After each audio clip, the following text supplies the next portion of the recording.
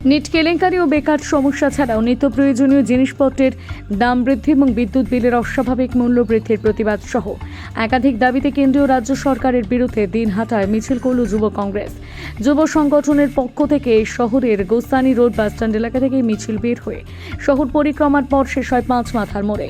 মিছিলে উপস্থিত ছিলেন জেলা কংগ্রেসের কার্যকরী সভাপতি রবীন রায়, জেলা যুব কংগ্রেস সভাপতি সুকমল বর্মন, দিনহাটা 1 ও 2 নম্বর ব্লক কংগ্রেসের কনভেনর আফতাব হোসেন, ঋতাংশু কুমার সাহা। এদিন মিছিল শহর পরিক্রমার পর জেলা কংগ্রেস আহ্বায়ক রবীন কি জানিয়েছেন শোনাবো।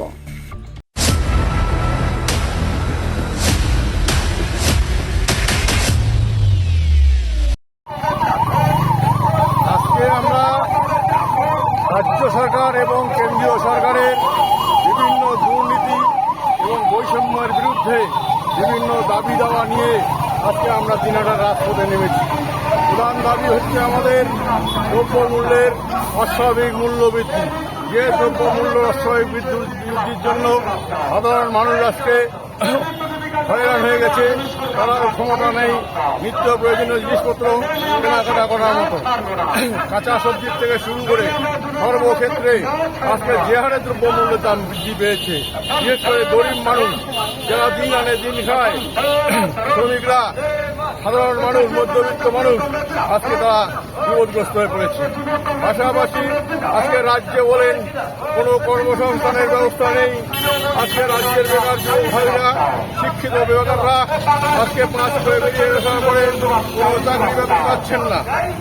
কলকাতার ধর্মতলায় শিক্ষক নিয়োগ নিয়ে দিনের পর দিন মেধাবী ছাত্র ছাত্রীরা সেখানে ধর্নায় বসে রয়েছেন।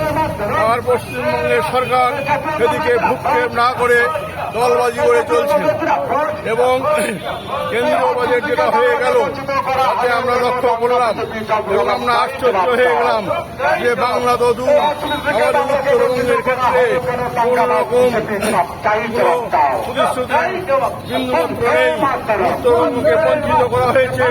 তাই আজকে আমরা পিছিয়ে পড়া উত্তরবঙ্গের মানুষ হয়ে আজকে এই কেন্দ্রীয় বঞ্চনার বিরুদ্ধে আমরা সোচ্চার হয়েছি এবং এই সোচ্চার হয়ে এই বঞ্চনার বিরুদ্ধে কুচবিহার কেন, দিনহাটা কেন, কংগ্রেস কর্মীরা নতুনভাবে উজ্জীবিত হয়ে আজকে ভারতবর্ষের প্রতিটি জেলায় আমরা কংগ্রেস কর্মীরা লড়াইয়ে নেমেছি। তাই আজকে আমরা দিনহাটায় আমাদের দাবি দেওয়া নিয়ে লড়াইয়ে নেমেছি। আমি রবীন রায়, কুচবিহার জেলা কংগ্রেসের কার্যকরী সভাপতি।